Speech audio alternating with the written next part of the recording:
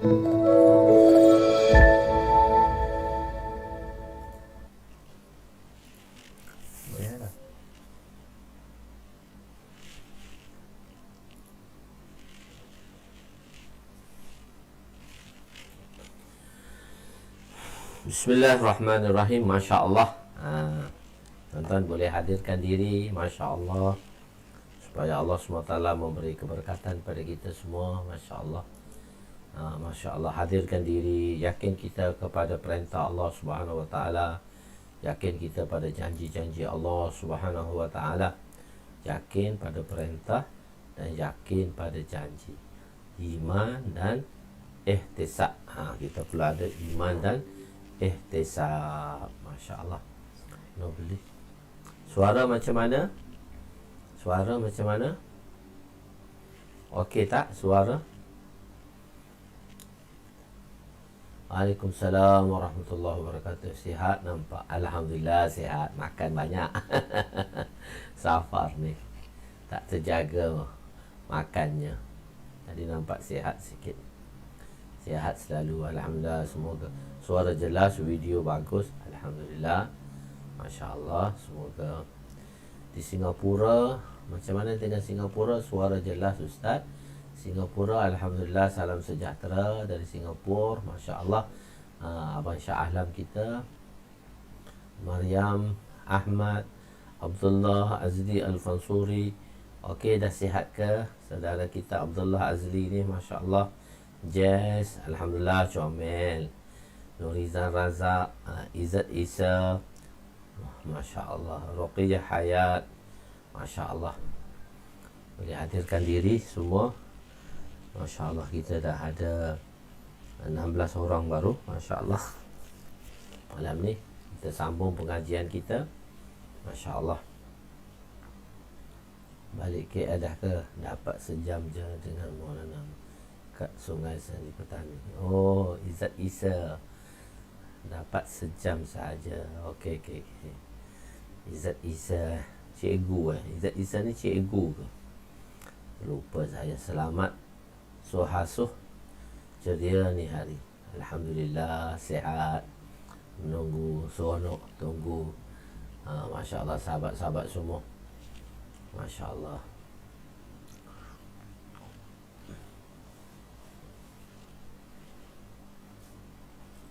Di Sungai Petani, Masya Allah. Suara clear, Masya Allah.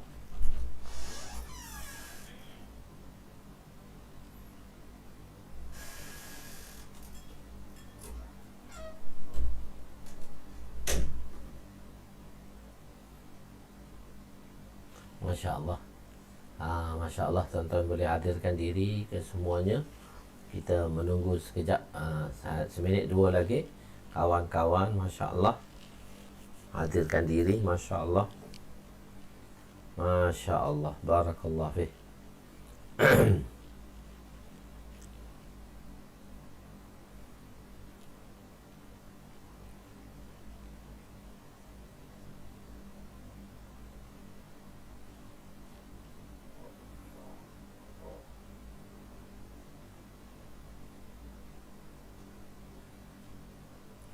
Abdul Razak, Haji Abdul Razak, Masya Allah.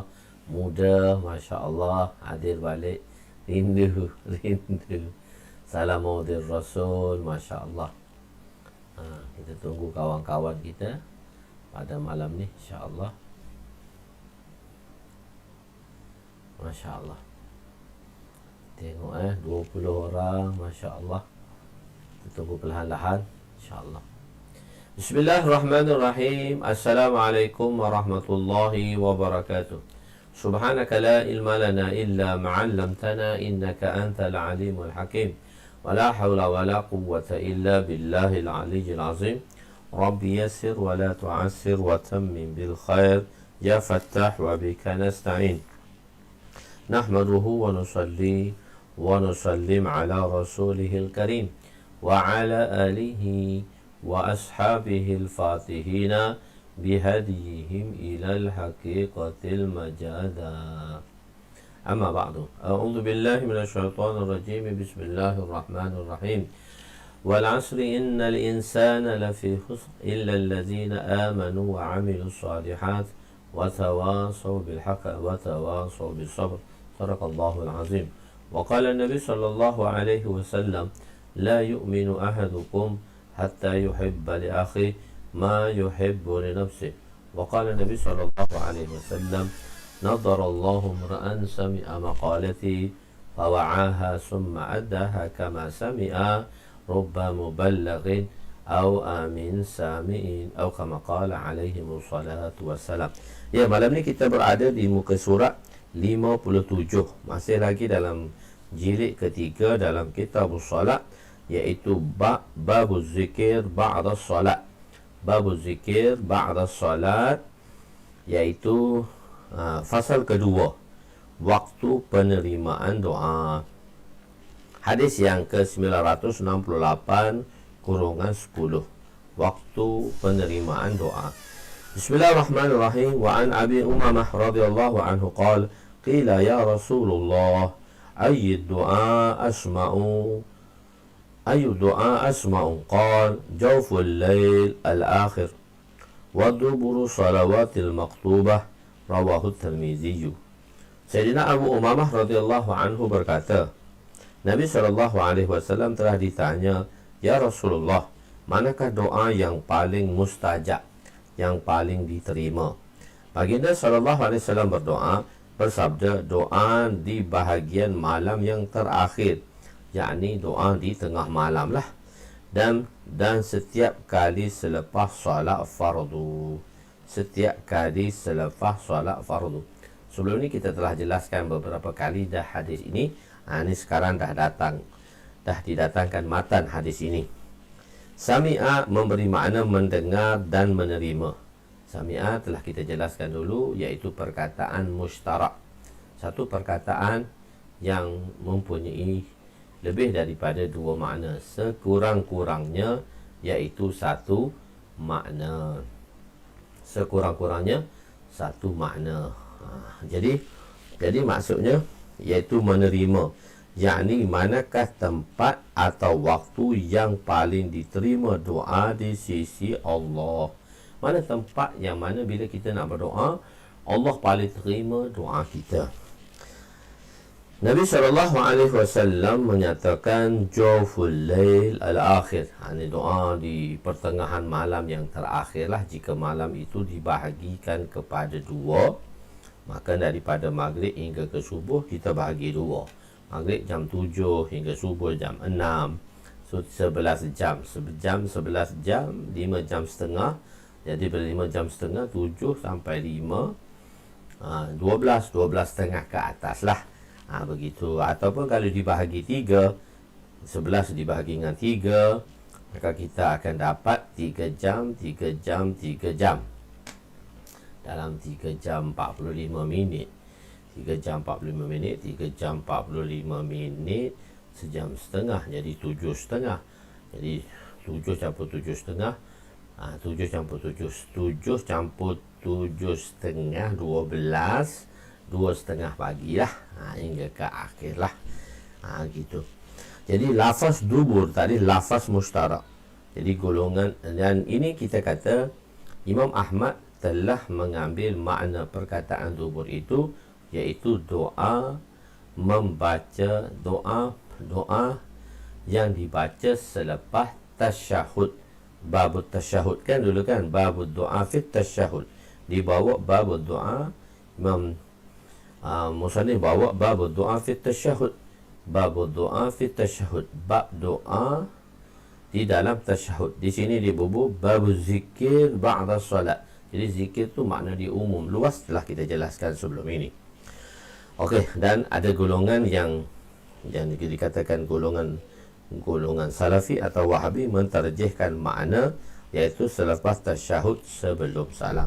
Maknanya yang lain ialah selepas salam. Jadi makna kedua ialah selepas salam. Pengarang kitab membawa hadis ini pada bab zikir selepas solat, menunjukkan beliau telah mentarjihkan makna kedua. Maknanya beliau memilih makna kedua lah. Beliau telah memilih makna kedua. Gini kita tak lipat lagi ni.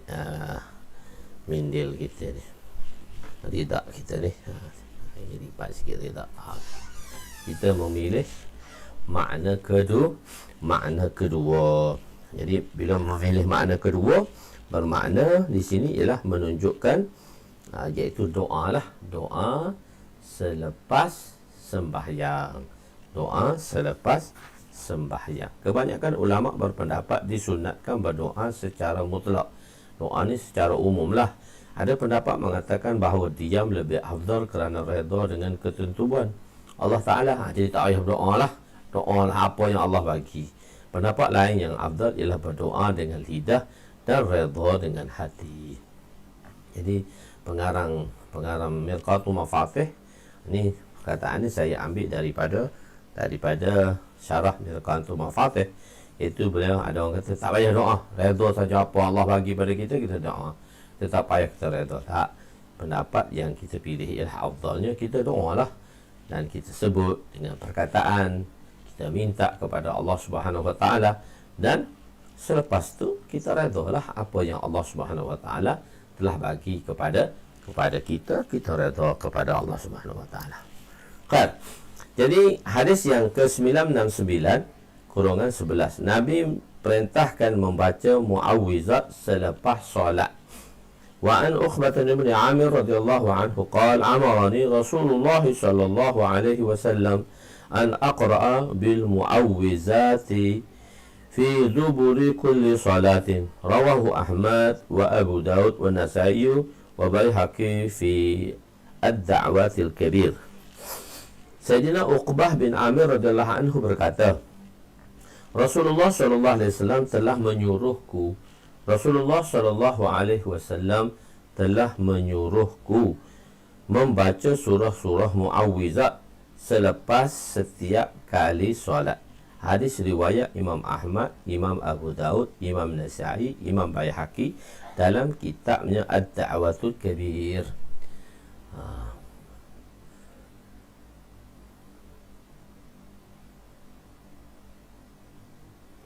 Bergegar pula suara. Orang lain okey tak dengan suara ustaz? Efi seorang saja dia kata dia bergegar suara saya. Boleh dengar tapi macam garau. Suara ustaz garau. Tapi macam mana yang lain? Okey ke? Suara ustaz garau ke macam lain? Macam mana ya? Boleh bagi komen. Sedikit garau tapi okey. Sedikit garau tapi okey. Okey. Tak apa, sedikit garau. Yang ni maksudnya tak clear macam awal-awal dululah. Juga. Okey, tak apa, nanti kita dah cari sound system dia. Macam gema sikit tapi okey. Macam gema sikit tapi okey.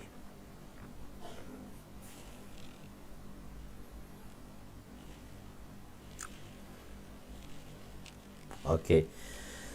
Sayyidina Uqbah bin Amir radhiyallahu anhu berkata, Rasulullah sallallahu alaihi wasallam telah menyuruhku membaca surah muawwizat setiap kali selepas solat. Hadis riwayat Imam Ahmad, Imam Abu Daud, Imam Nasa'i dan Imam Baihaqi di dalam kitabnya Da'watul Kabir.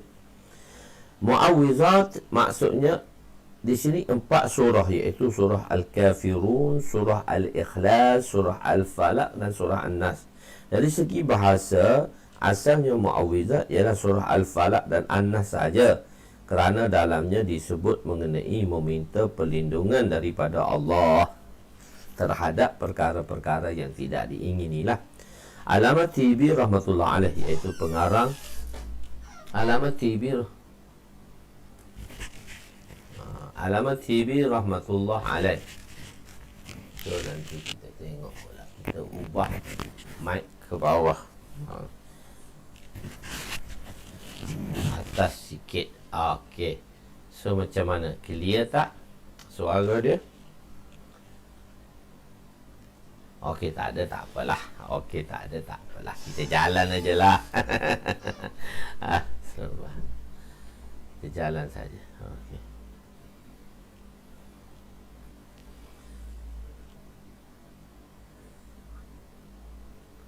Oh, guna earphone. Muda kata clear. Muda kata clear, okeylah. Orang muda kata clear, clear lah. Okey, di sini Alamat Tibi rahmatullah alaihi. Alamat Tibi kan kita dah tahu. Alamat Tibi ialah pengarang kedua lah, guru kepada pengarang Mishkat lah. Guru kepada pengarang Mishkat. Jadi mengatakan bahawa dalam kitab Sunan Abi Daud dan kitab Sunan Nisa'i dan Baihaqi datang dengan lafaz muawwizat dalam riwayat kitab Musabih muawwizatan. Maka riwayat pertama digunakan lafaz jamak kerana sekurang-kurang jamak boleh juga dimasukkan kepada dua surah, iaitu surah Al-Ikhlas dan surah Al-Kafirun dikira sebagai muawwizat juga kerana taghlib. Secara ghalibnya dimasukkan sebab di atas dasar kul macam 4 kul tu tadi, ataupun kerana kedua-duanya iaitu surah Al-Kafirun dan Al-Ikhlas terdapat keselamatan daripada syirik dan perlindungan dengan Allah, yakni kedua-duanya mempunyai makna meminta perlindungan juga. Maksudnya seperti kita meminta perlindungan juga, sebab itu dia dikira surah muawwizat. Kenapa dua? Kadang-kadang dua tu sekurang-kurangnya, dua tadi adalah sekurang-kurangnya,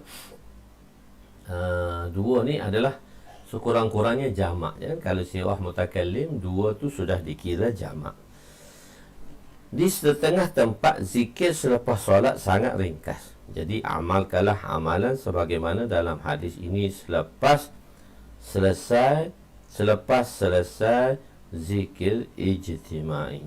Ada setengah tempat zikir dia sangat ringkas, sangat-sangat ringkas. Jadi amalkanlah amalan sebagaimana dalam hadis ini selepas selesai zikir ijtimai. Maksudnya ada juga tak baca muawwizat ni, 4 muawwizat ni. Jadi selepas orang dia dah zikir imam kan, dalam maghrib dia tak panjang sangat, dalam wirid-wiridnya tadi. Jadi tak sempatlah nak baca 4 kul. So orang dah siap, bila orang dah siap, kita baca sendiri bagi pihak kita untuk amalkan hadis ini. Fadilat menyebutkan diri dengan zikrullah pada waktu terbit matahari dan terbenam. Apa fadilatnya apabila kita menyibukkan diri dengan berzikrullah? Hadis ke-970 kurungan 12. Hadis ke-970 kurungan 12.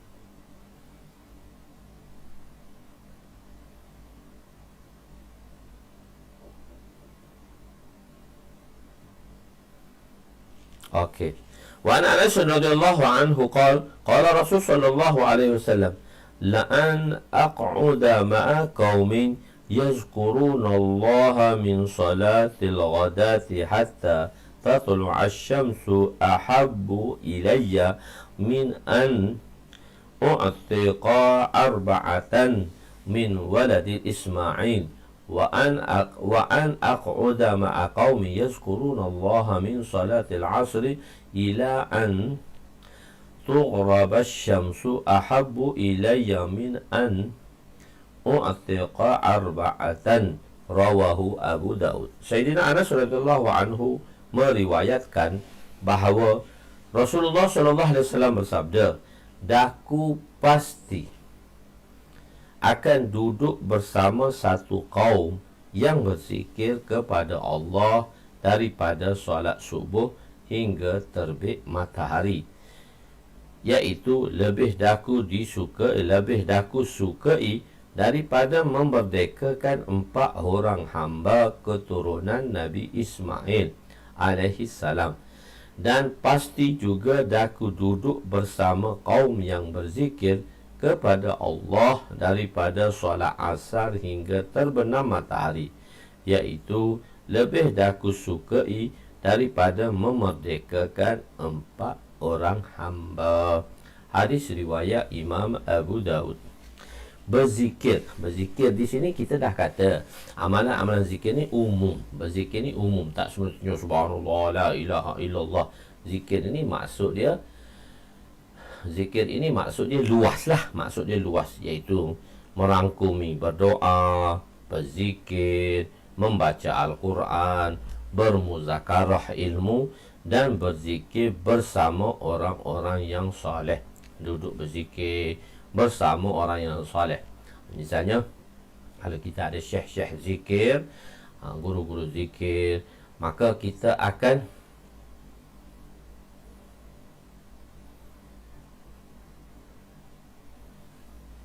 jadi kalau kita duduk berzikir, kalau kita macamnya kalau kita dengan syekh kan, Maulana Inamul Hasan Hajaji rahmatullah alaih yang ketiga lepas asar, dia akan pergi kat taman, dia duduk atas katil cerpai kita panggil tu.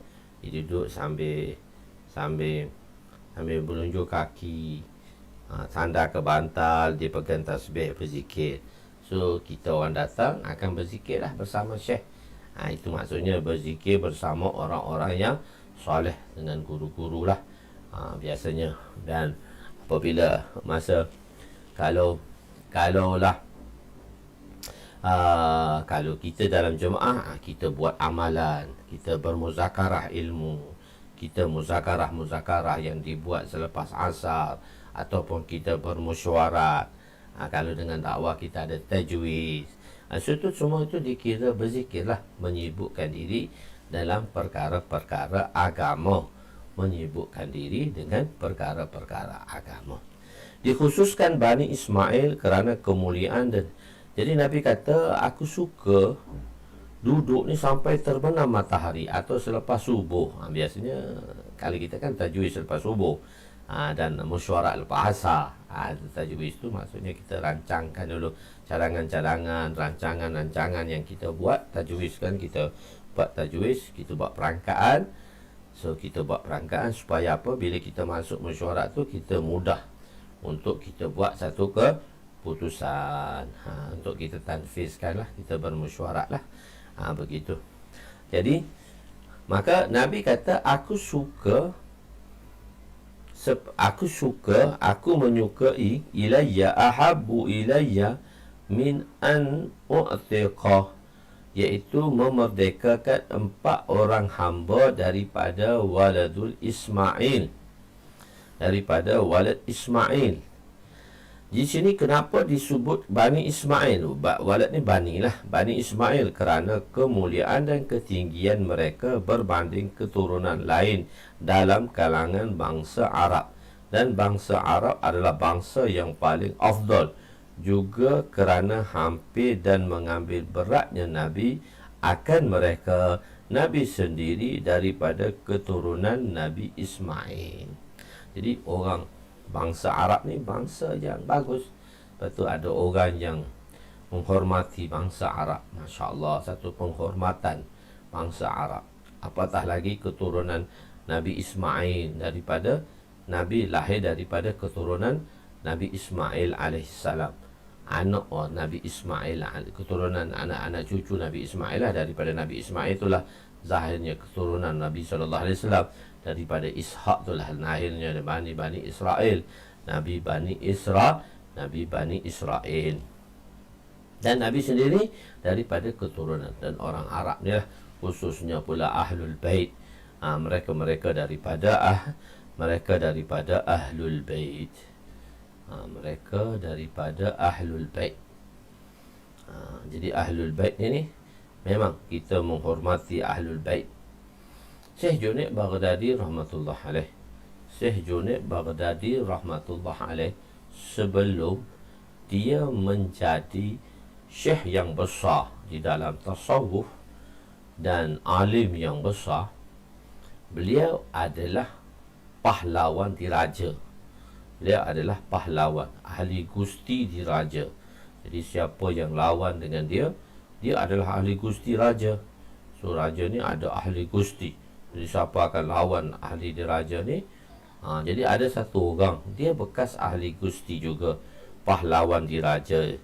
Cuma dia dah pencen. Dia dah pencen. Bila dia pencen, dia berhajat kepada wang. Maka dia terpaksa bertanding. Dia terpaksa bertanding untuk lawan Syekh Junaid Baghdadi rahmatullah alaih. Dia terpaksa lawan Syekh Junaid Baghdadi lah. Dia penci. Maka hari perlawanan dah ditetapkan.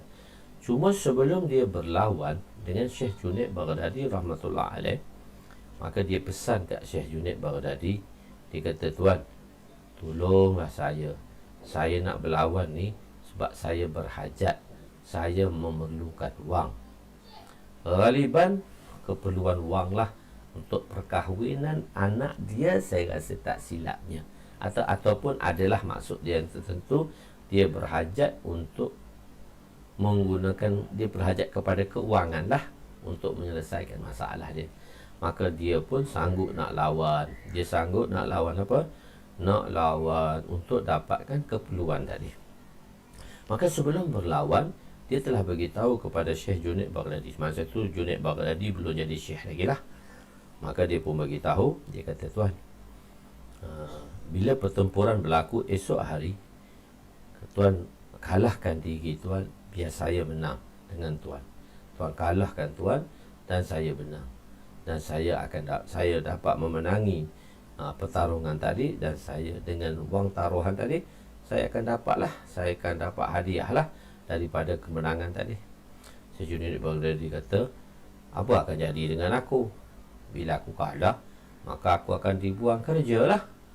Aku akan dibuang kerja. Dan aku tak boleh lagi jadi pahlawan diraja, kerana telah kalah dengan orang tua, pahlawan yang telah pencen pula tu. Begitu. Jadi dia kata, macam mana? Cuma dia kata, tolonglah Syekh. Dia kata, tolonglah Junaid. Dia kata, tolonglah Junaid. Dia kata, apa yang kamu boleh bagi garanti ke aku supaya aku tenang dan membenarkan kemenangan bagi pihak kamu?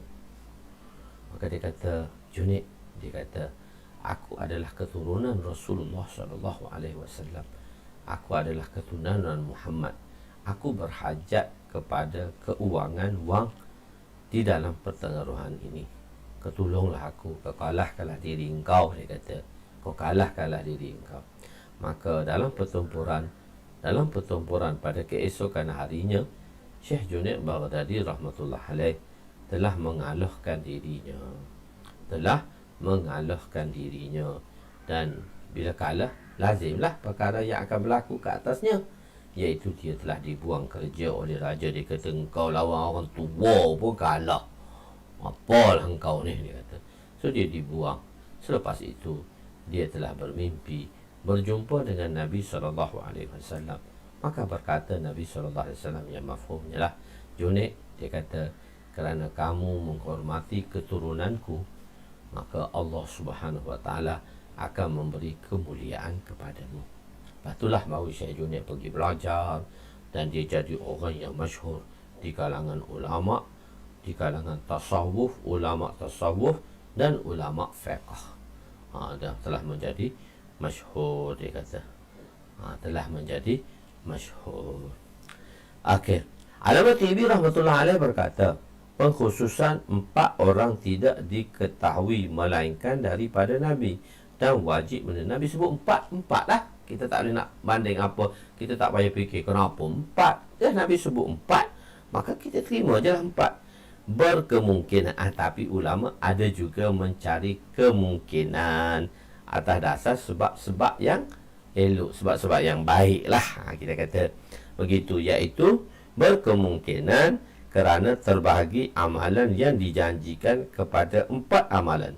Ada pendapat mengatakan kemungkinan disebut 4 orang kerana amalan itu adalah himpunan daripada 4 perbuatan, iaitu berzikir kepada Allah, duduk untuknya, berkumpul untuknya, dan berterusan berzikir daripada terbit matahari atau ke terbenam matahari. Duduk bersama satu kaum yang pada pendapat dia kata, aku suka duduk dengan satu kaum. An aq'uda ma'a qaumin, duduk dengan satu kaum. Pendapat yang zahir yang dimaksudkan dengan duduk bersama mereka ialah berterusan bersama mereka. Maka tidak bertentangan dengan berdiri menghormati sebahagian mereka yang masih hidup atau jenazah mereka yang telah meninggal dunia. Berdiri ataupun ini tidak bertentangan lah, mana duduk bersama mereka. Yazkuru ma'a qaumin. Yazkuru tu sirah, kalau kita tengok dalam belajar dari segi nahwu, yazkuru tu fi'il mudhari', dan fi'il mudhari' ni memberi makna istimrar. Istimrar maksudnya berterusan. Amalan itu dibuat secara berterusan. Duduk dan berdiri tak boleh ke? Berdiri pun boleh, kerana mungkin orang ramai kita terpaksa berdiri, dan kita berdiri kepada satu-satu ulama kerana ilmunya, kerana orang-orang yang soleh, khususnya ulama, kita berdiri kepadanya, dan itu satu penghormatan. Sebab Allah Subhanahu Wa Taala telah berfirman dalam Al-Quran, menyatakan bahawa yu'ti hikmata man yasha. Satu ayat yang mana Allah Subhanahu Wa Taala telah berfirman, yu'ti hikmata man yasha faman yu'tal hikmata faqad utiya khairan katsira. Man yu'ti hikmata man yasha. Allah Subhanahu Wa Taala boleh memberi ilmu hikmah ini kepada siapa sahaja yang Allah kehendaki. Faman, dan barang siapa, yu'tal hikmata, yang telah diberi ilmu hikmah ini, faqad, sesungguhnya, faqad utiya, dia telah diberi, faqad utiya, telah diberi kepadanya khairan, kebaikan, kasira, yang banyak. Jadi sebab apa kita memuliakan ulama? Bukan kerana amalnya, tidak, tetapi kerana ilmunya.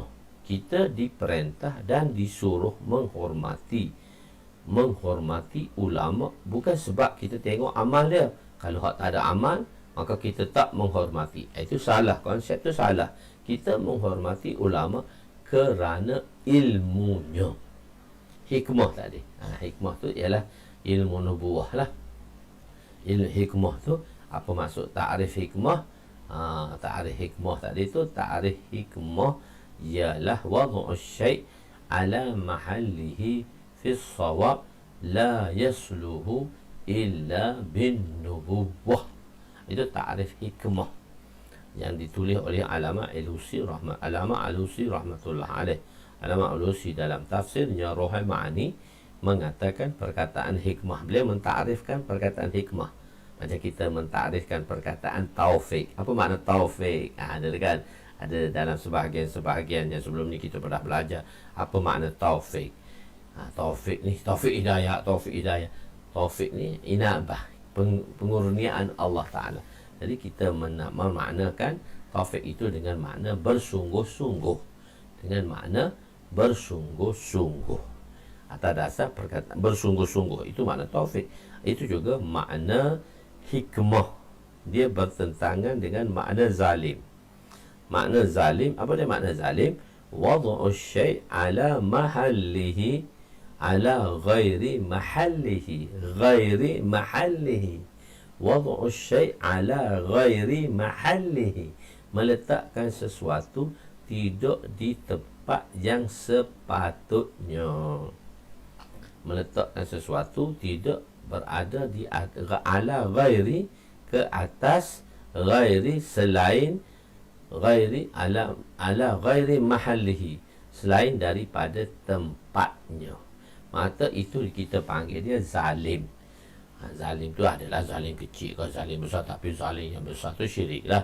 Inna syirka la zulmun azim. Sesungguhnya syirik itu satu kezaliman yang besar. Meletakkan sesuatu, misalnya kopiah buruk pun, walaupun dia kopiah buruk, tapi kita ambil kopiah yang buruk dah, kain buruk tu tak boleh pakai dah, kopiah tu kita ambil buat sapu kasut kita. Zalim tu, sebab kita gunakan kopiah tadi untuk sapu kasut, walaupun kasut tu harga 500, kopiah tu harga dia berapa? RM1. So tak boleh, sebab tempat kopiah di atas kepala. Tempat kopiah di atas kepala. Begitu. Bila tempat kopiah di atas kepala dan tempat kasut di kaki. Walaupun kasut itu harganya beratus-ratus ringgit ataupun beribu-ribu ringgit, tapi tempatnya di kaki. Kopiah walaupun tak mahal pun berpuluh ringgit, tetapi tempatnya di kepala. Jadi tidak meletakkan sesuatu di tempatnya yang sesuai, maka itu namanya zalim. Okey. Dan ada zalim kecil, zalim besar lah begitu. Begitu juga perkataan hikmah. Begitu juga perkataan hikmah. Perkataan hikmah. Bila perkataan hikmah tadi, bila perkataan hikmah, wad'u syai' ala mahallihi, meletakkan sesuatu di tempatnya ala sawab, dengan tepat, di tempatnya dengan tepat, di tempatnya dengan sawab, dengan betul, dengan tepat. La yasluhu illa bin nubuwah, dan tidak akan mengalami islah tadi, tempat itu tak akan jadi betul kecuali dengan ilmu nubuwah. Jadi hikmah itu maksudnya ilmu nubuwah, ilmu Quran dan ilmu hadis. Jadi kenapa kita menghormati ulama? Kerana Allah Subhanahu wa taala telah memberi penghormatan kepadanya. Bukannya kita menghormati ulama tadi sebab dia kata sebab ulama tu beramal ke tidak beramal, itu masalah dia. Tapi masalah bagi pihak kita, kita perlu menghormati ulama kerana ilmunya. Jadi maksudnya kita berdiri, duduk untuknya, berkumpul untuknya, perbuatan berzikir, berdiri, begitu. Duduk bersama kaum tadi, iaitu maka tidak bertentangan dengan berdiri menghormati sebahagian mereka yang masih hidup atau jenazah yang telah meninggal dunia. Bila jenazah datang, kita berdiri, jenazah tadi, sebab berdiri untuk penghormatan. Dinyatakan dalam kitab Fathul Bari bahawa awal siang lebih sesuai untuk dipenuhi masanya dengan zikrullah, kerana ketika itu badan lebih cergas berbanding selepas asar. Tambahan pula ia dikuatkan dengan hadis yang sahih mengenainya bahawa menghidupkan waktu itu dengan zikrullah akan mendapat pahala seperti satu haji dan umrah, sedangkan tidak dinyatakan akan kelebihan itu pada selepas asar. Selepas itu tunggu sembahyang 2 rakaat, maka selepas sembahyang 2 rakaat akan mendapat pahala haji dan umrah. Sebab tu kita kata waktu pagi tu berzikir tu lagi, begitu. Menghidupkan waktu dengan zikrullah akan mendapat pahala seperti satu haji dan umrah, sedangkan tidak warid kelebihan. Tidak warid ni tidak disebutlah kelebihan itu pada solat asar. Akan tetapi Alama Ali Qari rahmatullah alaih menyatakan bahawa waktu akhir siang lebih sesuai. Ada yang ulama mentarjihkan waktu akhir. Kerana apa? Ianya akan menjadi sebahagian penampung kepada amalan yang tidak dibuat pada waktu pagi tadi, kekurangan atau kecuaian yang berlaku. Jadi tidak lazim daripada menyebut sesuatu dengan mengkhususkannya, tidak lazim daripada menyebut sesuatu dengan khusus menafikan selainnya. Ini kaedah, ini satu kaedah. Bila kita sebut satu-satu benda itu secara khusus, bukan bermakna kita menafikan amalan lain. Itu maksudnya. Kita tidak menafikan amalan lain. Itu dalam konsep zikrul syai'. Maksudnya kita menyebut sesuatu dan sebenarnya kita tidak menafikan. Kita menyebutkan sesuatu mungkin atas kerana kita nak menunjukkan kepentingan amalan tersebut. tanpa menafikan amalan-amalan yang lain. Nabi kata, berzikirlah kamu sebanyak-banyak. Berzikirlah. Nabi katakan, kalau kamu pengecut, tak dapat nak berjuang, maka berzikirlah sebanyak-banyaknya.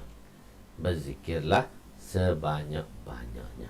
Tapi ada tempat di medan perjuangan, Nabi suruh berjuang, bukan menafikan.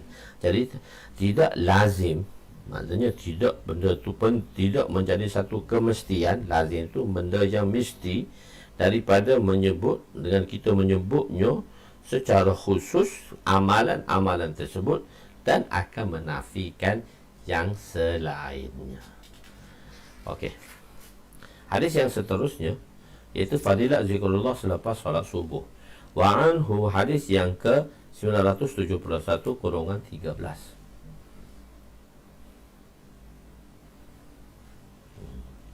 Okey Ustaz, tak apa, masuk lambat sikit tak apa, yang depan tu boleh tengok balik semula, insya-Allah. Insya-Allah. Dan hadirkan diri, masya-Allah. Wa an Sayyidina Anas radhiyallahu anhu, wa ana Anas radhiyallahu anhu qala Rasul sallallahu alaihi wasallam, man shalla al-fajr fi jama'atin summa qa'ada yazkurullaha hatta tatlu'a asy-syamsu summa shalla rak'atain kanat lahu ka'ajri hajjatin wa umratin. Wa qala Rasul sallallahu alaihi wasallam, tammatin rawahu Tirmizi. Sayyidina Anas radhiyallahu anhu meriwayatkan bahawa Rasulullah sallallahu alaihi wasallam bersabda, barang siapa yang solat bersubuh berjemaah, kemudian dia duduk berzikir kepada Allah sehingga matahari terbit, kemudian dia solat 2 rakaat, maka baginya ganjaran sama seperti ganjaran haji dan umrah. Beliau berkata, Rasulullah sallallahu alaihi wasallam bersabda, haji dan umrah yang sempurna,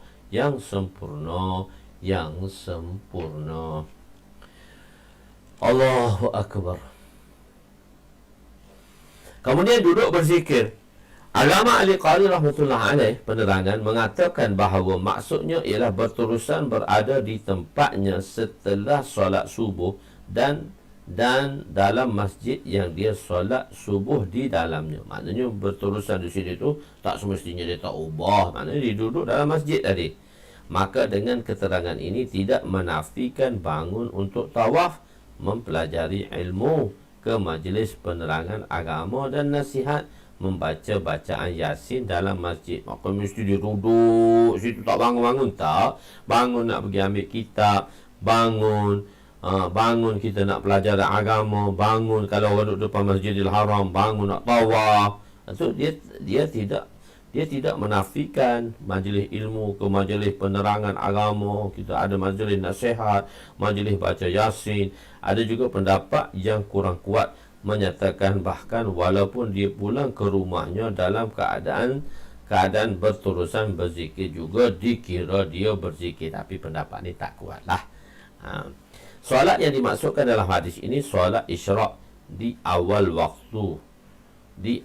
waktu duha di sisi Syafi'iyah. Solat isyraq ni bagi pendapat mazhab Imam Abu Hanifah. Bagi kita mazhab Imam Syafi'i, kita panggil solat itu ialah solat duha. Di sisi mazhab Syafi'i ianya adalah solat duha.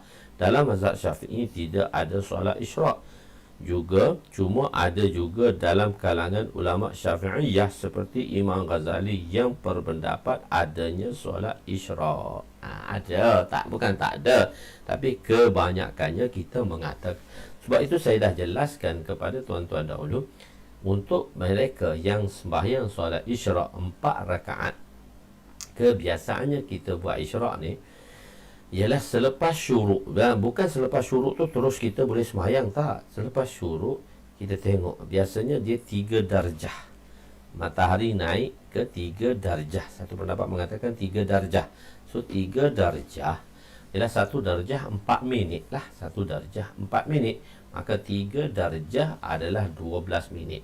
So kalau kita habis subuh jam 7 tu dah waktu isyraq, waktu syuruk, maka 12 minit berlalunya waktu ke 7.12, maka masuklah isyraq. Jadi waktu isyraq ni terlampau, waktu isyraq ni pendek sebab dia akan masuk waktu duha. Tapi sebab itu, bagi pendapat kita, Imam Syafi'i rahmatullah alaih mengatakan duha itulah isyraq. Selepas syuruk, duha itulah isyraq. Jadi bagi mereka yang mengerjakan solat isyraq 2 rakaat, 4 rakaat, maka bila disolat, bagi saya memilih jalan tu, iaitu selepas itu kita ada lagi solat duha. Solat duha maksimumnya 12. Jadi bagi siapa sudah menunaikan solat isyraq 4 rakaat, maka dia masih berbaki duha 8. Tapi kalau dia tak buat solat isyraq, maka duhanya boleh 12 maksimum lah.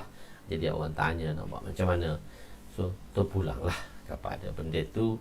Benda yang tak perlu kita bahas mana betul lah, tak mana tak betul. Yang paling penting kita amal. Ilmu yang kita pelajari bukan untuk maklumat, tetapi ilmu yang kita pelajari untuk makmulat. Makmulat dulu kita dah jelaskan. Ilmu tu, maksud ilmu tu bukan maklumat, tapi makmulat. Bukan dia hanya segenggam kertas, segenggam ijazah, segenggam pula, segulung ijazah. Dia bukan segulung ijazah. Okey, betul, perlu ada. Tapi maksud yang asal ilmu itu bukan hanya untuk segulung ijazah, iaitu bukan hanya sebagai maklumat. Tapi sekarang orang telah menganggap maklumat itulah asalnya, sehingga meninggalkan makmulat.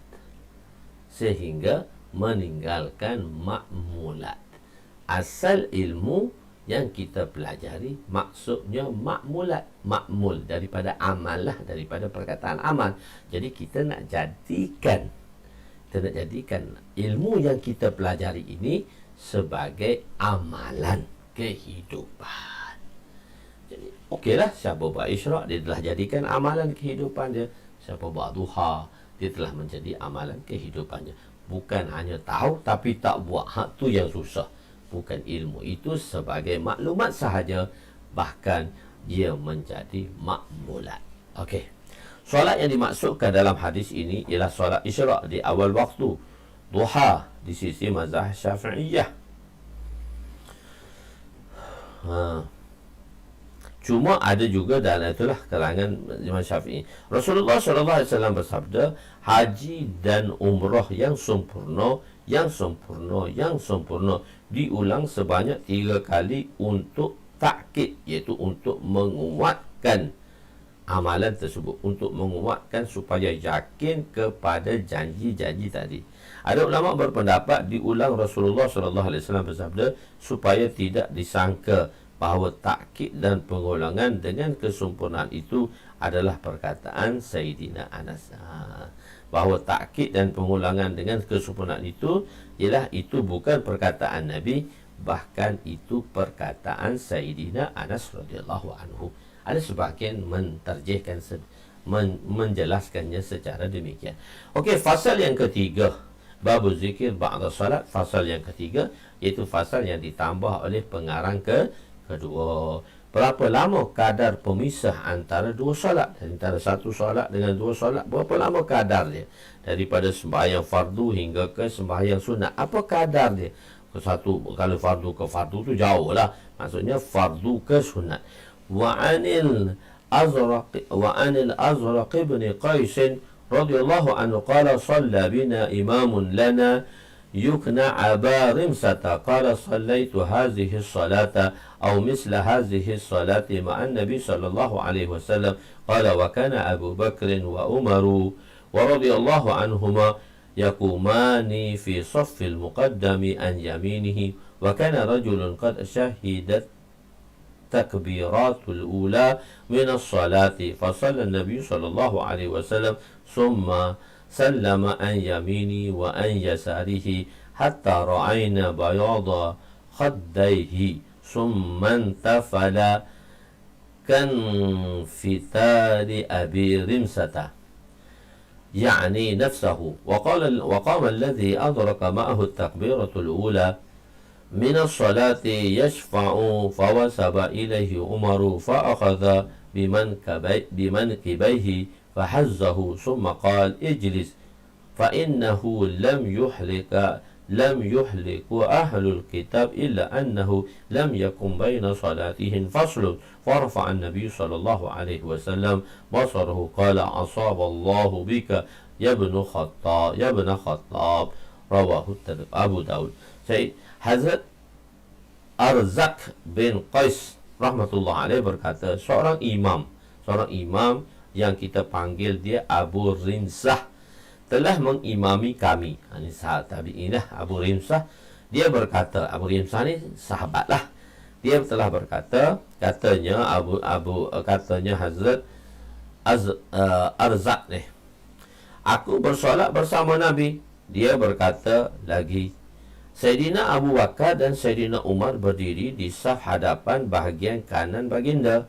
Terdapat seorang lelaki yang mendapati takbiratul ula daripada solat tersebut. Nabi meneruskan solat. Kemudian baginda memberi salam ke arah kanan dan kiri sehingga kami dapat melihat keputihan pipi Nabi SAW. Kemudian baginda memalin badan seperti dilakukan oleh Abu Rimsah. Beliau memasukkannya dirinya sendiri. Lalu lelaki yang mendapat takbiratul ula tersebut telah bangun untuk menunaikan solat yang lain, iaitu solat sunat yang bilangan rakaatnya genap, bukan ganjil, bukan witir, tak. Maka Sayyidina Umar radhiyallahu anhu telah bangun dan memegang bahunya. Jadi dia tengah bangun nak pergi sembahyang sunat, Umar pegang bahu dia. Lalu menggoncangkannya, kemudian berkata, duduk. Tarik dia, duduk. Sesungguhnya Ahlul Kitab dibinasakan kerana di antara solat mereka tiada pemisah. Maka Nabi SAW mengangkat pandangannya dan bersabda, Allah telah memberi kepada kamu kebenaran, wahai Ibnu Khattab. Hadis riwayat Imam Abu Daud rahmatullah alaih. Zahirnya peristiwa ini berlaku sama ada solat zuhur atau solat asar.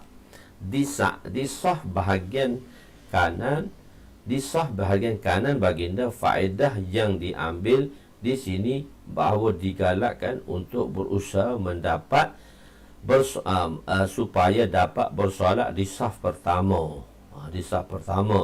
Jika tidak, berusahalah mendapat saf di sebelah kanan imam. Kalau saf pertama tu memang special, okeylah. Kalau saf kedua, kita duduk sebelah kanan. Gitu dia kata. Mendapat takbiratul ula maksudnya ialah takbiratul ihram bersama Nabi. Dia ni sembahyang, maknanya orang muafiq lah, sembahyang bersama Nabi dan takbiratul ihram bersama Nabi bersama imam, atau takbir untuk rokok pada rakaat pertama, ataupun dia takbir dan dia sempat rokok bersama imam, dikira juga lagi lah. Maksudnya dia boleh lagi dalam rakaat itu. Daripada solat tersebut bukan takbir yang biasa dibaca selepas solat.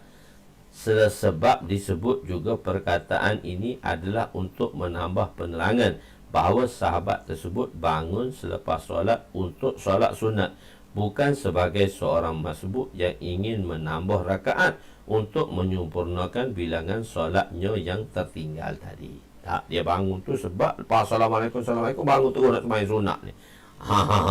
Ni biasa dilakukan oleh ahbab-ahbab kita ni. Belum apa-apa lagi, astagfirullah, bangun sembahyang sunat belakang. Tak, kena ada wirid, kena ada fasal. Untuk ahbab-ahbab kita dalam jemaah ni, ahbab-ahbab kena dengar, kena duduk dulu. Jangan terus bangun untuk solat sunat. Tak boleh, dia mesti ada pemisahnya. Dalam solat tersebut mafhum daripada Sayyidina Abu Hurairah bahawa dikatakan kepada sahabat tersebut, mengapa susah untuk ke belakang atau ke hadapan sedikit? Ianya dimaksudkan daripada perkataan faslun, iaitu menukar tempat, ataupun mafhum riwayat Imam Muslim daripada Imam Nasa'i bahawa beliau mengatakan, Nabi telah menghukumkan kepada kami supaya jangan disambung di antara dua solat. Oleh kerana pengarang membawa hadis dalam bab zikir ba'da salat, maka di sisi pengarang maksudnya ialah perlu berzikir dan berdoa dahulu sebelum solat sunat. Maksudnya belakang ke depan tu maksudnya solat sunat tu jangan di tempat yang asal. Tapi oleh kerana pengarang bawa dalam bab ni, maka maksud pengarang ialah tunggu dulu, berzikir dulu, bertahmid dulu, berzikir dan bertahmid dulu, berzikir, tasbih dulu, doa dulu, barulah semayang sunat. Jangan assalamualaikum bangun terus semayang sunat. Tak boleh. Nabi tak suka buat macam tu. Di antara solat mereka tiada permisah. Tak ada permisah. Orang Yahudi ni dia buat semayang tak ada permisah. Yakni Ahlul Kitab. Hafiz Ibnu Hajar menyatakan bahawa mereka telah diperintahkan untuk memisahkan, akan tetapi mereka tidak mentaatinya. Berkemungkinan bahawa mereka tidak diperintah. Mereka menganggap perlu menyambung solat-solat, ataupun mereka tidak berzikir selepas solat, lalu menyebabkan hati mereka keras yang membawa kepada berpaling daripada Allah dan perintah-perintahnya. Nampak, menyebabkan keras hati, menyebabkan perkara ni keras hati. Tak boleh. Bila tak boleh keras hati, maka janganlah kita melakukan sedemikian. Begitu. Allamah Tibi rahmatullahi alaih menyatakan bahawa kemungkinan maksud tidak memisahkan ialah meninggalkan zikir sebelum salam. Sebelum salam. Tidak memisah ialah meninggalkan zikir sebelum salam. Oleh kerana hadis ini dibawa dalam bab zikir selepas solat, maka maksud pemisah di sini ialah perlu ada zikrullah, perlu kita berzikir kepada Allah Subhanahu Wa Taala. Jadi kesimpulannya bahawa ada pemisah di antara solat fardu dan solat sunat dari segi waktu dan masa. Supaya apa? Supaya kita terus duduk wirid bersama imam, duduk berzikir bersama imam, tasbihkanlah bacaan-bacaan yang Nabi baca tadi selepas maghrib, apa bacaan dia, dan selepas itu apa wirid-wiridnya, dan subhanallahnya, tasbih Fatimahnya subhanallah 33, alhamdulillah 33, Allahu Akbar ada riwayat kata 33 dan ada mengatakan 34, dan doa-doa yang dipanjatkan. Jangan terus kita sembahyang sunat. Kadang-kadang kalaulah nak orang kata ada urgent ke, ada perkara yang darurah ke, hajat ke, maka tak apalah kita buat, jangan. Tapi janganlah setiap hari macam tu, tak kenalah, salah lah. Jadi kita berhenti di situlah juga pada malam ini, insya-Allah. Kita sambung lagi insya-Allah malam esok pun. Kita ada sambung sedikit lah sebelum kita buat daurah, sebab kita tertinggal agak 2 minggu. So malam esok kita akan sambung lagi pengajian ni. Dan insya-Allah minggu ni kita ada daurah lah yang ke-11. Daurah kita yang ke-11 hari Jumaat malam, hari Sabtu, hari Jumaat malam, hari Sabtu pagi dan malam, dan hari Ahad malam. Satu hari bulan, hari Ahad malam. So kita ada, insya-Allah kita akan ada daurah untuk yang ke-11 lah, kitab jilid nombor 4. Tuan-tuan boleh berdaftar di sana insya-Allah. Dan jangan lupa untuk kita bersama lagi untuk masa akan datang lah. InsyaAllah kita akan pergi malam esok. Kita sambung lagi pada muka surat 62 lah, tasbih selepas solat. Masih lagi bab zikir ba'da solat, bab yang ketiga, fasal yang ketiga. Wallahu alam. Aku qouli hadza, astaghfirullahal azim li wa li walidayya wa li jami'il muslimin wal muslimat wa lil mu'minina wal mu'minat al ahya'i minhum amwat bi rahmatika ya arhamar rahimin ya awwalal awwalin wa ya akhiral akhirin wa ya zal quwwatil matin wa ya rahimal masakin wa ya arhamar rahimin. اللهم اغفر لنا ذنوبنا ووسع لنا خلقنا وطيب لنا كسبنا وكنعنا بما رزقتنا ولا تزهب طلبنا إلى شيء صرفته عنا وصلى الله على سيدنا محمد وعلى آله وصحبه أجمعين والحمد لله رب العالمين. تقبل الله منا ومنكم يا كريم.